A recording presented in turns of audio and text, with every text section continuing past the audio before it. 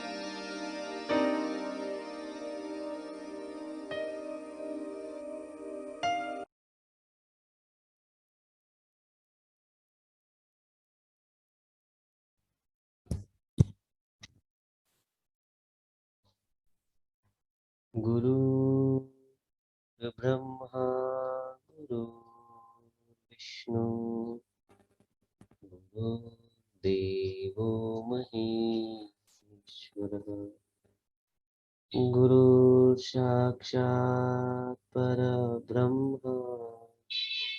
तस्मै श्री गुरुवे नमः। तस्मै श्री गुरुवे नमः। ओम शांति शांति शांति।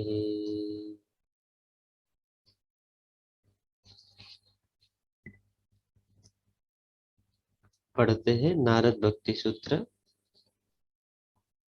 कल तक जो हमने पढ़ा उसमें नारद जी ने यह बताया कि हमें भले ही हम प्रेम में भक्ति में किसी नियम से बंधे नहीं हैं, फिर भी व्यवहार में लोक व्यवहार में हमें उसका ध्यान रखना है। और शास्त्र रक्षणम मतलब कि शास्त्र कुछ अनुभवी लोगों ने लिखा है तो उन शास्त्रों का हमें सम्मान करना है। अन्यथा पातित्य शंकया, नहीं तो फिर गिरने की यानी कुछ गड़बड़ होने की संभावना है कि हमने जो अब तक जो पाया वो कभी फिर वापस हम मतलब नीचे गिरना मतलब कि जो हमने प्रोग्रेस किया वापस उसको square two back to square one वाला जो हो जाता है कि वापस वहीं के वहीं आ गए, तो ऐसा भी हो सकता है। इसलिए हमें अपनी मनमानी नहीं करनी। इसके आगे का सूत्र है लोकोपि तावदेव भोजनादि व्यापारस्ताव शरीर धारणावधि। जैसे ध्यान में पूजा में नियम है वैसे ही दुनिया में भी नियम है। भोजन में भी नियम से चलो। यह नहीं कि हम तो प्रेम स्वरूप है चाहे कुछ खा लेंगे फिर तो बीमार पड़ जाओगे। भोजन की विधि, भोजन का नियम, सोने का नियम, इस पर भी ध्यान देना है। जब दोनों हाथ ऐसे रखते हैं जैसे अंजलि, मतलब यहाँ पे अंजलि मतलब जब दोनों हाथों को हम अगर इकट्ठा करें, जैसे कोई गांव में पानी पीने के लिए दोनों हाथों को इकट्ठा करता है, उसको अंजलि कहते हैं। एक अंजलि में जितना भोजन समाता है उतना ही एक समय पर भोजन लेना चाहिए, उतना ही पाचन कर सकता है हमारा पेट। मगर हम उसको ठूसते रहते हैं। सुपाच्य होना चाहिए भोजन, खाना खाने के बाद पच जाना चाहिए। एक ही पाप बताया गया है कि जब खट्टी डकार आए सुबह उठने पर, इसको पाप कहते हैं, मतलब कि कुछ गलत हो गया। जो भोजन तुमने खाया है वह पचा नहीं अब तक। अपाच्य भोजन शरीर में टॉक्सिन बनकर दिमाग पर असर करता है, तो सोचने का ढंग भी बदल जाता है। इस तरह औरों का भी ध्यान रखना, सबको सम्मान देना, तब तुम प्रेम की गहराई में उतर सकते हो। जीवन में दो मांग है, एक तो सम्मान, दूसरा प्रेम। हर व्यक्ति चाहता है उसका मान सम्मान बना रहे और चाहता है प्रेम बना रहे, मगर इन दोनों का स्वभाव विपरीत है। मान में या सम्मान में दूरी की आवश्यकता है, प्रेम दूरी नहीं सह सकता। प्रेम दूरी मिटाना चाहता है। प्रेम में इतना करीब होना चाहते हो तुम, सब कुछ जानना चाहते हो जिसके प्रति प्रेम होता है। जरा सी भी दूरी पसंद नहीं होती है। यह तो द्वंद्व प्रेम प्रेम को द्वेष में बदल देता है। मगर भक्ति ही एक ऐसी कड़ी है जिसमें जितना करीब जाओ उतना प्रेम बढ़ता है, उतना ही सम्मान भी बढ़ता है। साधारण प्रेम और भक्ति में यही फर्क है। भक्ति की गहराई सम्मान की ऊंचाई पर ले जाती है। इन शॉर्ट ये बताया गया कि प्रेम और सम्मान एक दूसरे के विरोधी है।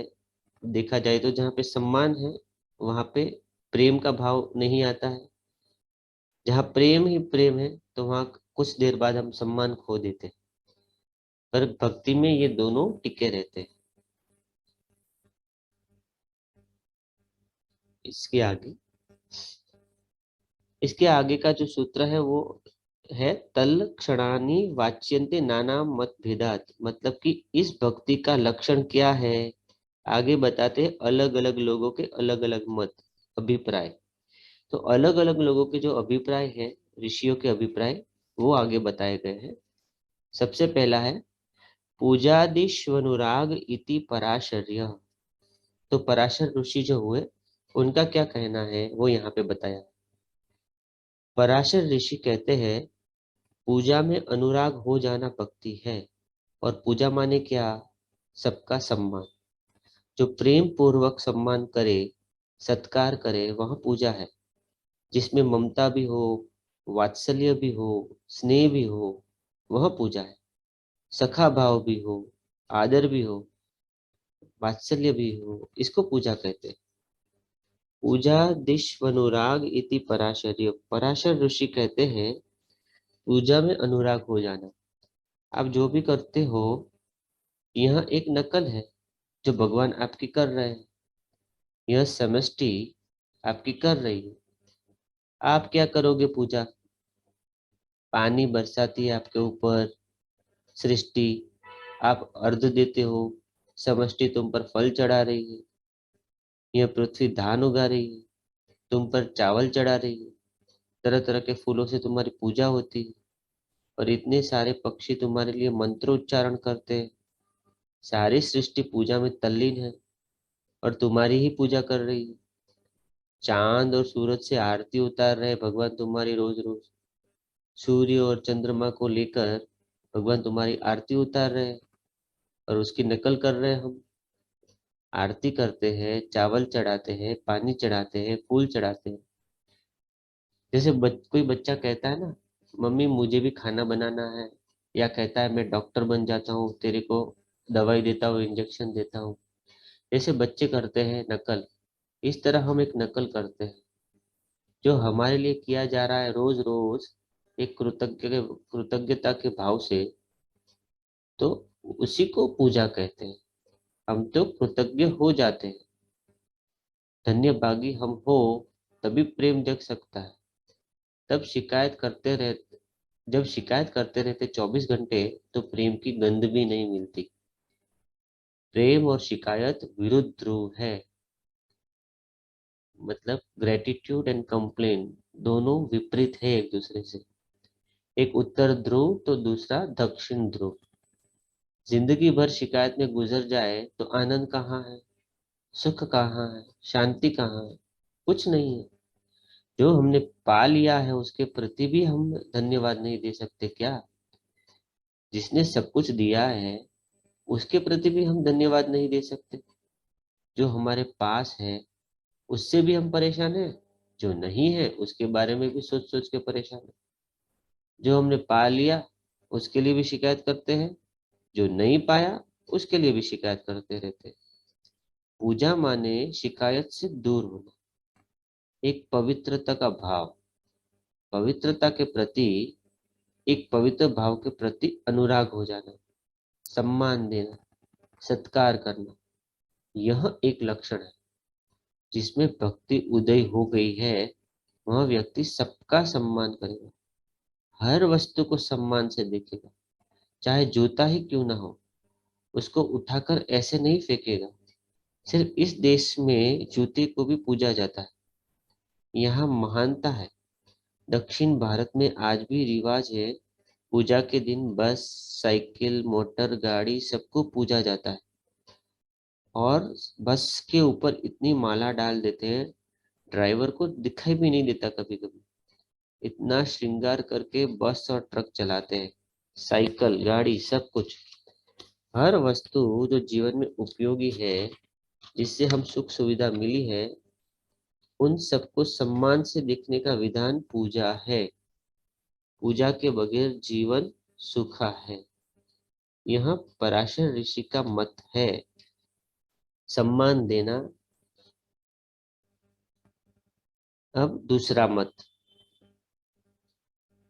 कथादिविश कथादिश्विति गर्ग। गर्ग ऋषि क्या कहते हैं? गर्ग ऋषि का कथन है, गुणगान करना, जिसके बारे में बात करना।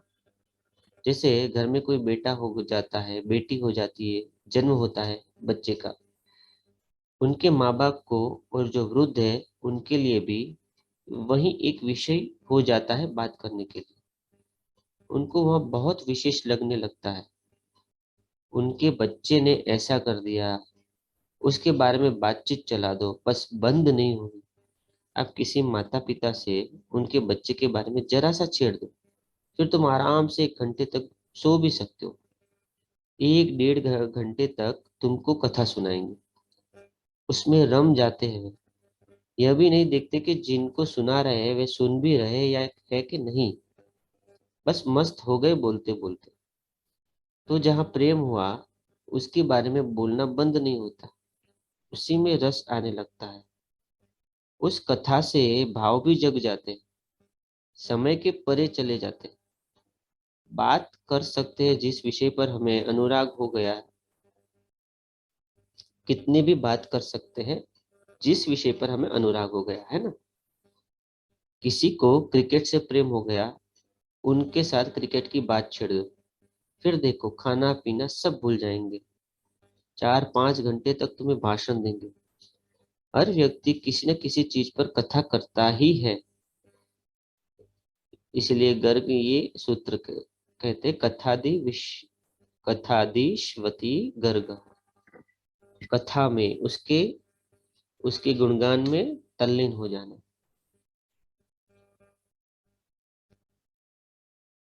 अब शांडिल्य क्या कहते हैं? आत्मरत्य विरोधे नेति शांडिल्य। शांडिल्य एक ऋषि हुए। यदि कोई काम ठीक से नहीं करता है, मनमानी करता है, तो कहते हैं शांडिल्य पंथी करता है। वैदिक लोगों की भाषा में यह मशहूर है। काम ढंग से ना हो पर पूरा संपन्न हो जाए तो कहते हैं शांडिल्य तंत्र से, माने जैसे तैसे करके खत्म कर दिया। मतलब आखिर में तो ठीक हो ही गया, शांडिल्य ने भी भक्ति के बारे में बहुत कुछ कहा। नारद के बाद शांडिल्य के भक्ति सूत्र मशहूर है। आत्मरत्य विरोधे नेति शांडिल्य।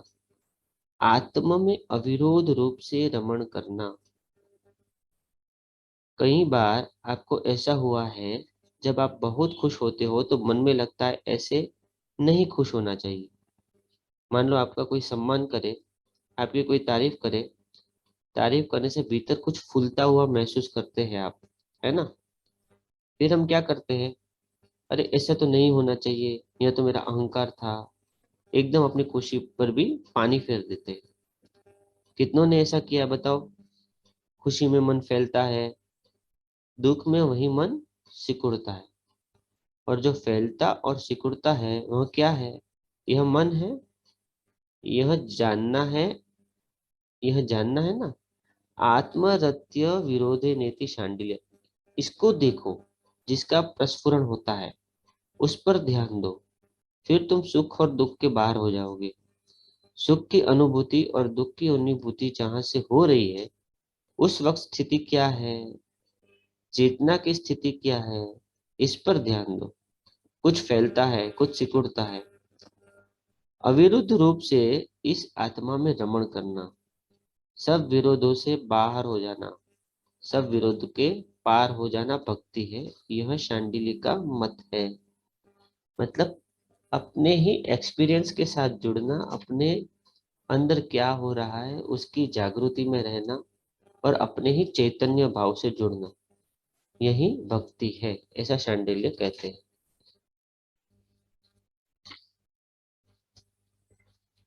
इसके आगे है नारदस्तु तदर्पिता खिलचारता तद विस्मरणे परम व्याकुल तेति च।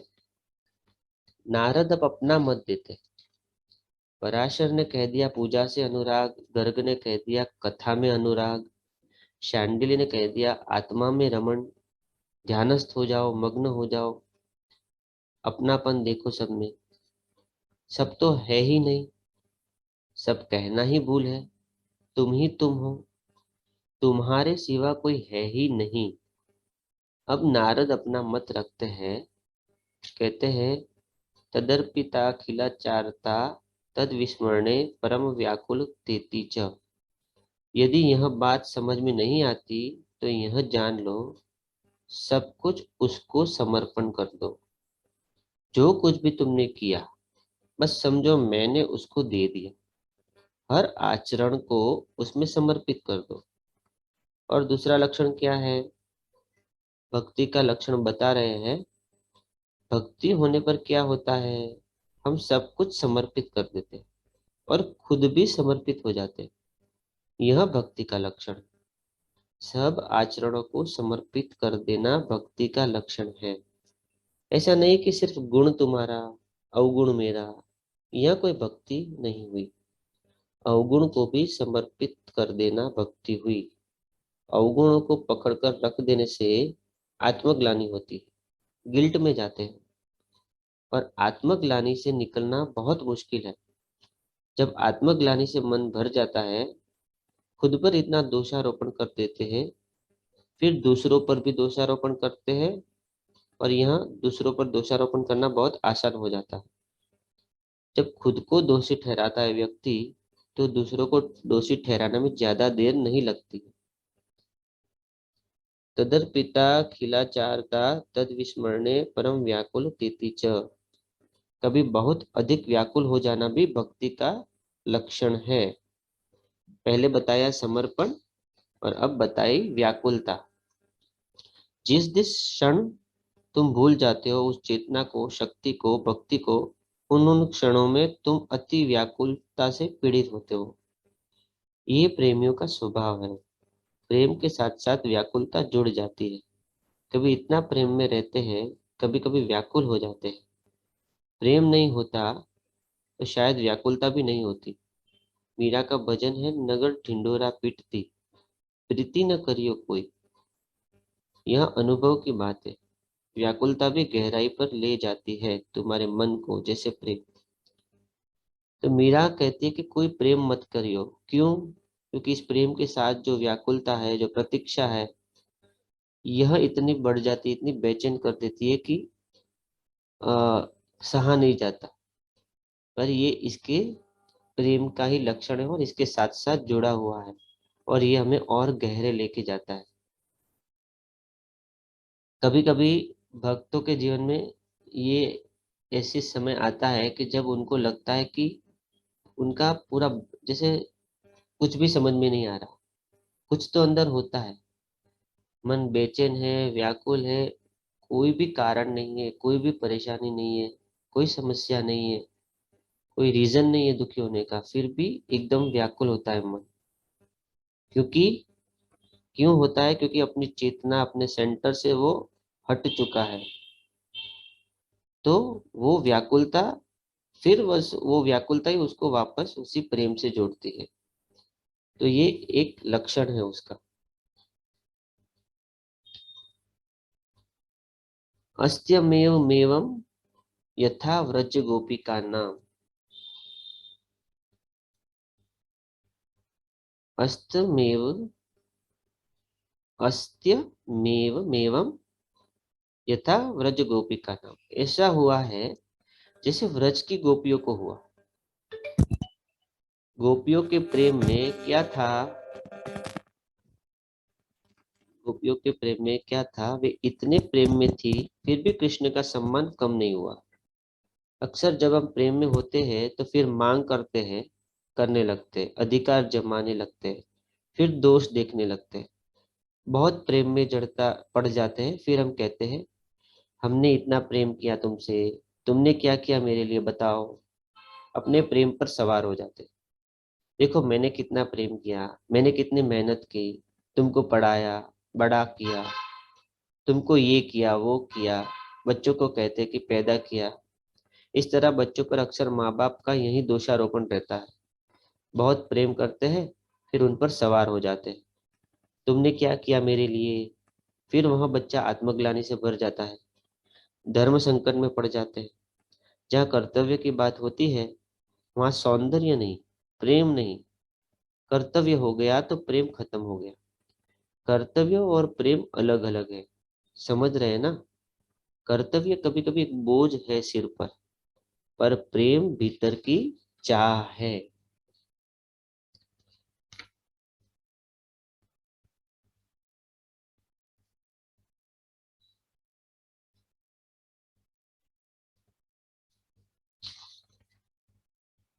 इसके आगे का सूत्र है, तत्रापि न महात्मय ज्ञान विस्मृत्यवादः।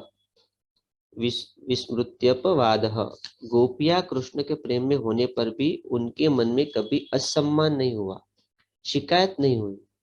शिकायत होती भी तो वह भी ऊपर ऊपर की, भीतर से नहीं। भीतर से सम्मान ही रहा कृष्ण के प्रति। ऐसा नहीं होता तो तद्विहीनम जाराणामिव, तो फिर क्या हो जाता? मतलब कि वैश्या के जैसा हो जाता यदि ऐसा ना होता, यदि प्रेम नहीं होता। इसलिए गोपियों के प्रेम को बहुत पवित्र माना गया है, बहुत सम्मान से देखा गया है, क्योंकि उनके उनमें कृष्ण के प्रति ना कोई शिकायत थी और सम्मान ही सम्मान था। भले ही उनकी तरफ से कुछ मिला या नहीं मिला कृष्ण की तरफ से, लेकिन कभी उनके गोपियों के मन में ये शिकायत नहीं उठी। इसलिए उनका प्रेम, उनकी भक्ति सर्वोच्च रही। नास्त्यमेव तस्मिन् तत् सुख सुखित्वम, उसमें वह सुख नहीं है। अपने प्रेमास्पद को प्रेम देने, सुख देने की चाह नहीं। प्रेम का यह एक लक्षण होता है, जिसको प्रेम करे उसको सुख मिले, उसको आराम मिले, उसको पसंद हो। बहुत से गाने हैं जो तुमको पसंद है, वही काम करेंगे हम, वही बात करेंगे जो तुमको पसंद हो। ऐसे हिंदी फिल्मों में गाने हैं, उसमें एकता है, आत्मीयता है, अनन्यता है। तुम्हें जो चाहिए वही हो, तुम्हें जो पसंद हो वही हो। यही वाणी भगवान तुमको रोज रोज कहते हैं, हर संदर्भ में कह रहे हैं। हर तरह से कह रहे हैं, यह सारी सृष्टि तुम्हारे लिए रची है। इसको देखकर आनंदित हो जाओ, मस्त हो जाओ। तुम्हारा मन बहलाने के लिए तो इतनी सारी विविधताओं को बनाया गया है। एक तरह की सब्जी बनाकर तो नहीं छोड़ दिया, तरह तरह की सब्जी बनाई। एक तरह का फूल भी नहीं बनाया, तरह तरह के फूल उगाए गए।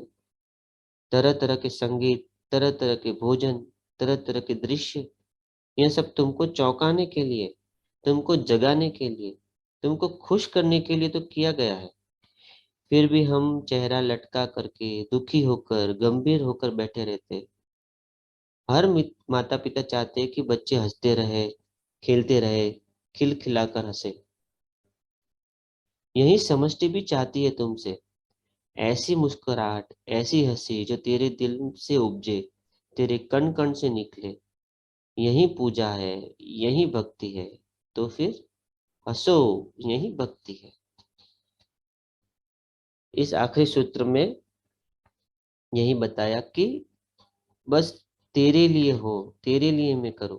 जिस तरह से सृष्टि ने हमारे लिए सब कुछ किया है, हमारे अंदर भी वही भाव प्रकट हो कि मैं तुम्हारे लिए क्या करूं। हम उसकी प्रधानता को समझे कि मैं तेरे लिए क्या कर सकता हूँ। ऐसा अनन्य भाव हो जाए, तभी भक्ति संपूर्ण होती है। और भक्त का यही स्वभाव रहता है। तो ये आज का सेशन हमारा यहीं पे खत्म हुआ। जो लास्ट दो सूत्र का मैं स्क्रीन शेयर नहीं कर पाया, क्योंकि वो लिखे हुए नहीं थे, इसलिए उसका स्क्रीन शेयरिंग नहीं किया। आज का सेशन यहीं पे खत्म होगा।